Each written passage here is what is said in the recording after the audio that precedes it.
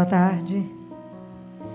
Quem estiver em casa e quiser acompanhar o trechinho da leitura que vamos fazer é Marcos 14, de 22 a 24. Enquanto comiam, ele tomou um pão, abençoou, partiu e lhes deu, dizendo: tomai, isto é o meu corpo. Depois tomou um cálice, rendeu graças, deu a eles, e todos dele beberam, e disse-lhes: isto é o meu sangue, o sangue da aliança, que é derramado em favor de muitos. Se a gente prestar atenção nas palavras de Jesus, essas palavras dele, toda a história de Deus com os homens está resumido nestas palavras. Toda a nossa história pessoal está resumida nessas palavras. E é tão lindo que a gente observa que Jesus, ele escolhe dois símbolos. Ele fala do pão e fala do vinho. Quando ele fala do pão, e quando a gente escolhe o pão, olha para o pão, aquela hóstia branquinha, aquela hóstia, ela é feita de farinha e de água. A farinha, para poder fazer o pão, ela vem do trigo, dos grãos, que é moído, que é cozido, para poder ser triturado e fazer o pão. Mas eu preciso da água, e sem a água a gente não consegue fazer essa massa. Quando a gente tem a liturgia da igreja diz assim, a gente oferece e fala, é fruto do trabalho do homem, né? É fruto do trabalho do homem, a fadiga do homem, o cansaço do homem, mas também a bênção de Deus. Porque a terra, o trigo, para poder ter o grão, eu preciso da terra.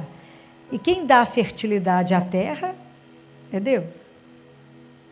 Da mesma forma, quando eu preciso da água para a farinha, e quem dá a água para a gente fazer o pão é Deus. Então, na liturgia, a gente pode estender que é o fruto do trabalho do homem e o dom de Deus, e a bênção de Deus. Mas quando a gente olha para o trigo, para a hóstia, a gente sabe que ali são muitos grãos moídos, triturados. E tem uma palavra, no domingo de Ramos, quando Jesus faz a entrada, que alguns gregos vão atrás de Jesus, dos apóstolos, e falam assim, nós queremos ver Jesus. Isso está em João, capítulo 12, versículo 24, que Jesus diz assim, em verdade vos digo, se o grão de trigo que cai na terra não morrer, permanecerá só. Mas se morrer, produzirá muito fruto. Então, olha que desafio que é para nós. Quando a gente olha para o pão, né, para a Eucaristia, para a hóstia, que a gente sabe que aquilo lá é resultado de vários grãos moídos, e que nós vemos na carta de São Paulo, na carta aos Hebreus, que ele fala que nós formamos um único corpo. Então, na verdade, quando a gente olha para o pão que Deus nos apresenta, a gente vê que aquilo lá é missão nossa. É uma esperança de um dia trabalharmos em unidade, sermos um só corpo. E quando a gente vê que Jesus apresenta o pão tão simples, né? Tão simplesinho, um alimento, a gente vê que é o alimento pobre, né? Aonde Deus primeiro se chegou, né? Primeiro. Então, quando a gente vê tudo isso na Eucaristia, o primeiro símbolo que Deus nos traz, Ele nos traz isso como uma tarefa, como uma missão, né? A nossa tarefa de aprender a viver em comunidade. O outro símbolo que Jesus traz para nós é quando Ele fala do vinho, quando Ele apresenta o cálice e fala que aquilo lá é o sangue da nova aliança. A gente sabe que no Antigo Testamento a primeira aliança tinha sido feita no Sinai. E que ao mesmo tempo que tinha sido feita a aliança, o povo do Antigo Testamento, eles não conseguiram cumprir a aliança, e eles fizeram o bezerro de ouro e passaram a adorar o bezerro de ouro, mostrando que eles não conseguiam manter a fidelidade a Deus. Deus não esqueceu disso e ia comunicando aos profetas que Ele faria uma nova e eterna aliança. E essa nova e eterna aliança foi fundada na obediência de Deus, na obediência de Jesus, e ao mesmo tempo no amor desse Deus, né? Desse Filho que se fez homem e se entregou por nós. Então, quando a gente vê a Eucaristia, a gente vê o sangue, o corpo e o sangue de Cristo, Jesus ele se dá para nós no corpo e no sangue. Ele se dá na hóstia, no pão e no vinho. Ele não se divide, ele está inteiro, tanto no pão quanto no sangue. Quando a gente vê a Eucaristia, nos remete à cruz, né? Nos remete ao sofrimento, ao derramamento de sangue dele. Porque na cruz, ao mesmo tempo, Jesus é vítima, é a vítima perfeita, porque ele não tem nenhuma mancha, é o cordeiro puro. E ao mesmo tempo ele é o sacerdote que intercede pela humanidade inteira, né? Então, a hora que a gente vê tudo isso é o símbolo, né? Deus falava com os profetas, o coração desse povo está duro, mas eu vou mandar uma nova aliança, vai ser escrita no coração deles pelo trabalho do Espírito Santo, neles, no coração deles. Isso é tão bonito. Há muitos anos atrás, no século, foi 1900, 1903, 1902, Jesus pediu ajuda de uma mística. Na idade, essa menina tinha 13 anos na época, quando na Itália, ela abre a janela da casa dela e vê Jesus passar crucificado, ensanguentado, falando que está procurando uma alma que pudesse ajudá-lo. E essa menina, a partir de 13 anos de idade, ela é tomada de uma doença que ela fica na cama durante 60 anos. 60 anos ela vive somente de uma Eucaristia por dia. E ela tinha todas as revelações de Jesus, e um dos livros escritos foram as 24 horas da paixão. Ela só escreveu tudo por obediência ao confessor dela, que também virou um santo. E quando o Papa Pio X leu, ele falou, esse livro é para ser lido de joelho. Então, eu fiz questão de trazer para vocês o trecho de quando Jesus institui a Eucaristia, logo depois do lava-pés, para que eu não perdesse nenhuma palavra, porque foi ele mesmo que ditou. E isso é muito belo, para que a gente possa guardar isso no nosso coração e pensar sempre diante da Eucaristia. Então, logo depois que Jesus lava os pés dos discípulos, ele assenta na mesa e diz, Pai Santo, graças te sejam dadas a ti, que sempre atendes teu Filho. Pai Santo, participa comigo. Certo dia, tu me mandastes do céu à terra para me encarnar no seio da minha mãe, para vir e salvar os nossos filhos. Agora, permite-me que me encarne em cada hóstia para continuar a sua salvação e ser vida para cada um dos meus filhos. Vês, ó Pai, que restam poucas horas de minha vida. Terei coração para deixar meus filhos órfãos e sozinhos? Muitos são os inimigos, as trevas, as paixões, as fraquezas, a que eles são sujeitos. Quem os ajudará? Por favor, suplico-te que eu permaneça em cada hóstia para ser a vida de cada um, e assim afugentar os inimigos e ser para eles luz, fortaleza e auxílio em tudo. De outra forma, para onde irão? Quem os ajudará? Nossas obras são eternas e meu amor é incomensurável. Não posso, nem quero abandonar os meus filhos. A hora que quando a gente escuta Jesus tendo feito essa oração lá na Santa Ceia, e se colocar, pedir ao Pai a permissão de se encarnar em cada pedaço de pão, para ser para nós o alimento, porque Ele sabe, Ele conhece a humanidade, Ele sabe que o nosso caminho de volta para casa é cansativo, é cheio de exigências, é cheio de provas, e que se a gente não tiver como alimento, a gente não é capaz de caminhar. São João Maria Vianney falava com os paroquianos, vinde comungar. Apesar de nenhum de nós ser digno de receber o próprio Deus, Ele sabe que nós precisamos desse amor para continuar o caminho. Vocês imaginam que nós temos o direito, nós temos a graça de poder receber Jesus vivo todos os dias. Então, comer este pão, receber este pão, é muito mais do que... Eu não posso ir comungar, simplesmente. Quando eu comungo, eu estou entrando em comunhão com Deus vivo. Eu estou entrando em comunhão com aquele que é o meu Senhor, o meu Criador, o meu Redentor.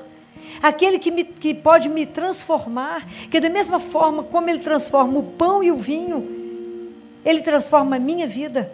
Aquele que poderia simplesmente me julgar, Ele me ama, me transforma. Ele pega a nossa vida e vai assimilando a nossa vida a dele e vai nos transformando nele. É o Senhor que pode transformar toda a nossa caminhada. Então, por isso a Eucaristia é o pão dos fortes. Assim dizia Santo Agostinho, ele é o pão dos fortes. É Ele que nos dá a sustentação para poder caminharmos todos os dias, para poder vencermos todos os desafios da nossa vida. É isso que Jesus falou aqui. A quem eles irão? Quem irá socorrê-los? Quem vai ajudá-los? Se eles ficarem sozinhos, eles são muito fracos, eles vão cair, eles não dão conta. Então é preciso que eu caminhe com eles, que eu seja o sustento deles.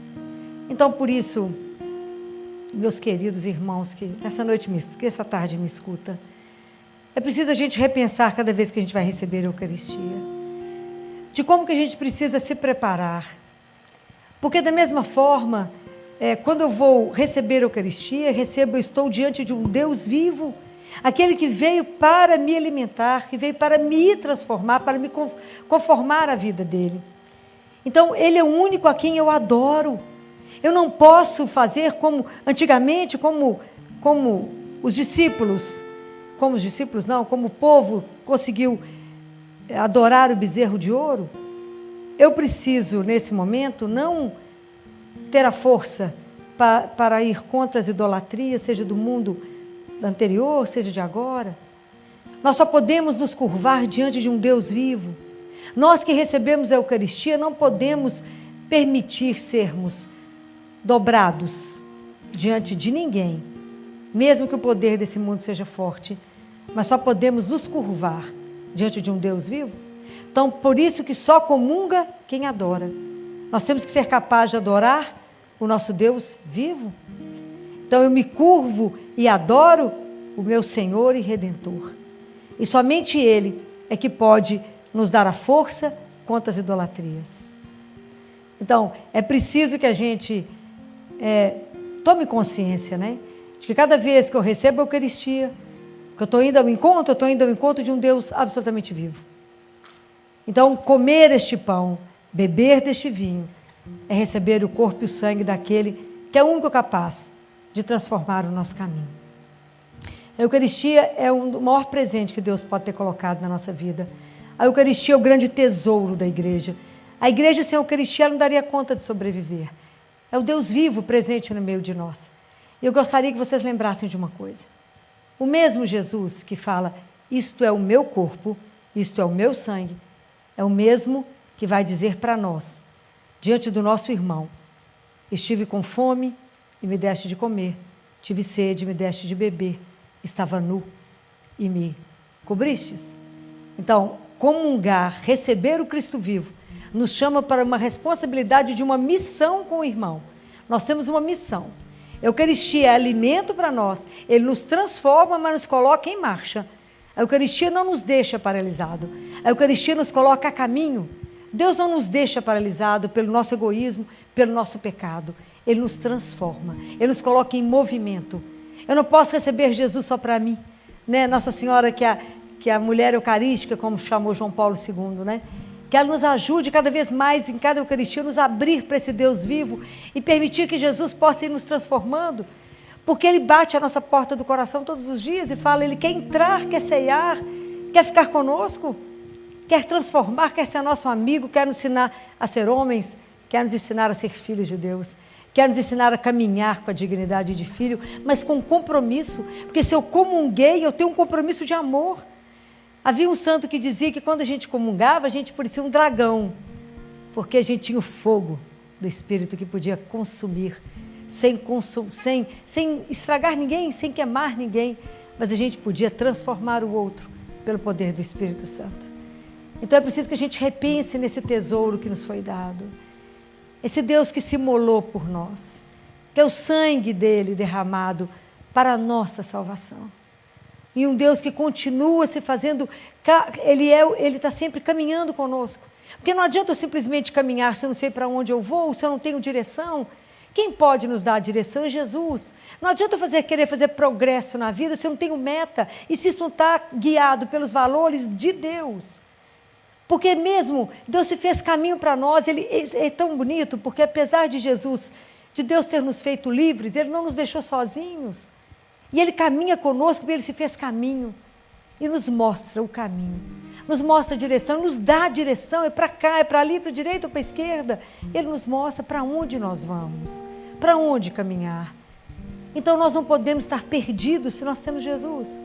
Ele é a nossa força, Ele é o nosso sustento, é Ele que nos põe de pé, Ele que tira de nós todo abatimento, Ele que tira toda fraqueza, Ele que cada vez que a gente comunga, que a gente chega arrastando, a gente sai andando firme, porque Deus é em nós, que nos sustenta, que transforma a nossa vida, que nos dá coragem para caminhar, para continuar apesar das dificuldades todas, porque é Ele mesmo que caminha conosco.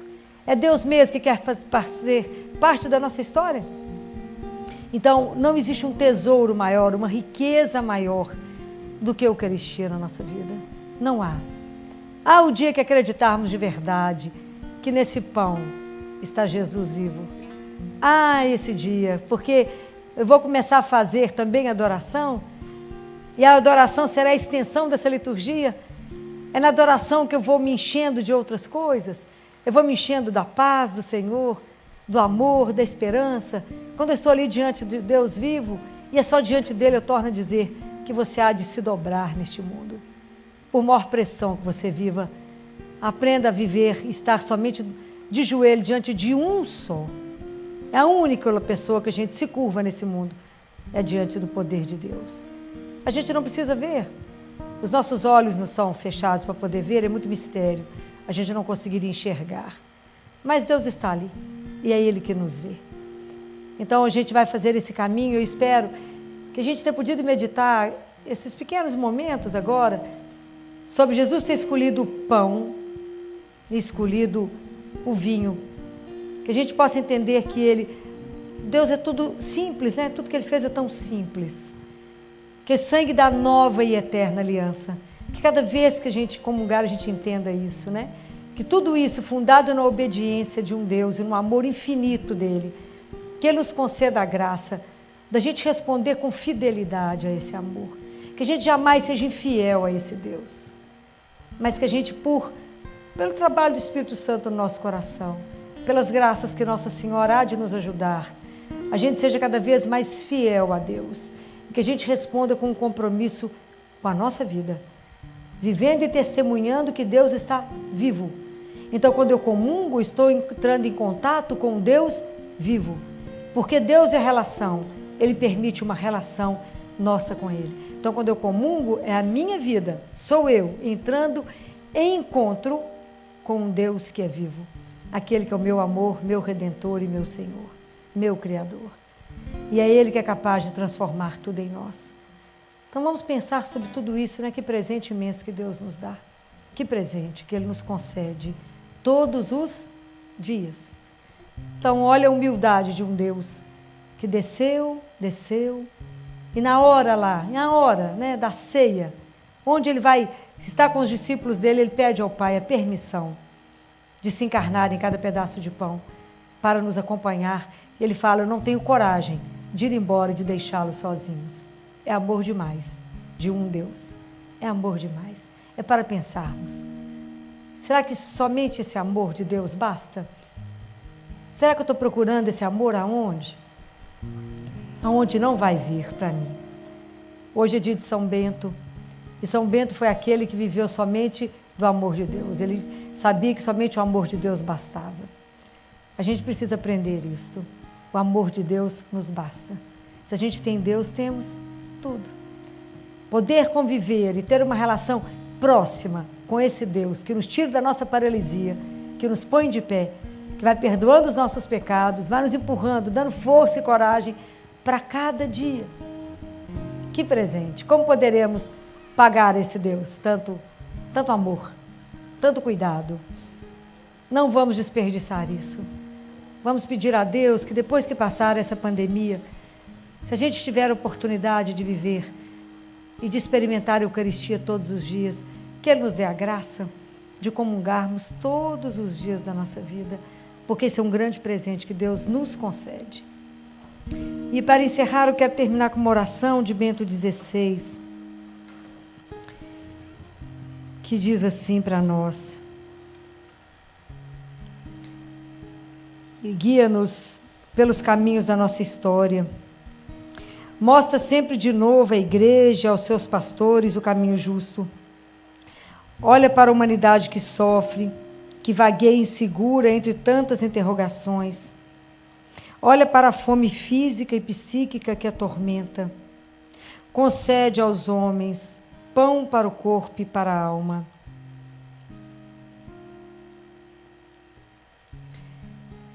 Dá-lhe trabalho, concede-lhe luz.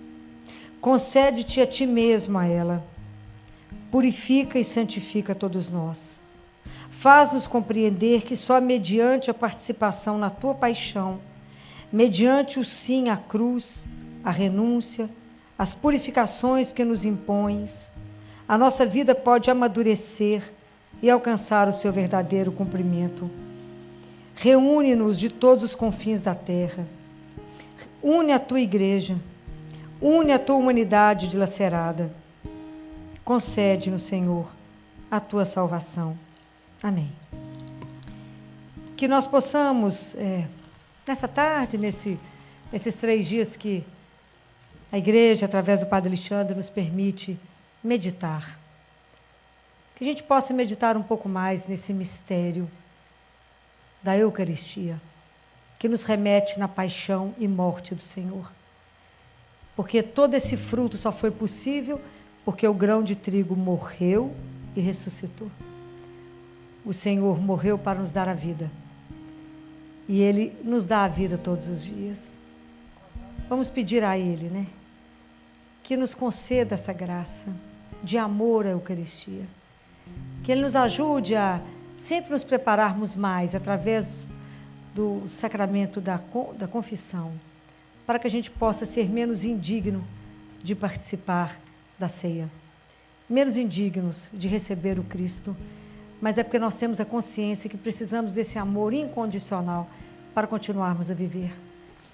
A nossa peregrinação é longa, o caminho às vezes é desafiante. Sem o poder e sem o amor de Deus que nos sustenta, que nos coloca de pé, não somos capazes de voltar para casa.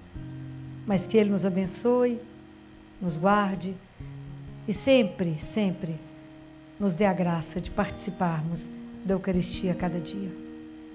Que Deus abençoe a você nesse momento, na sua casa, e que a gente possa meditar um pouco, pedir perdão a Jesus nesse momento, por todas as vezes que a gente foi receber a Eucaristia de uma forma tão sem pensar no que estávamos fazendo, às vezes entrando na fila sem prestar atenção no que fazíamos. É o próprio Deus que vem ao nosso encontro. Vamos pedir a Ele: Jesus, eu creio, mas vem de encontro à minha miséria, venha de encontro à minha pouca fé, e me ajuda a entender que assim como a Eucaristia é o tesouro da igreja, que ela possa ser o tesouro da nossa vida. Que assim seja. Amém.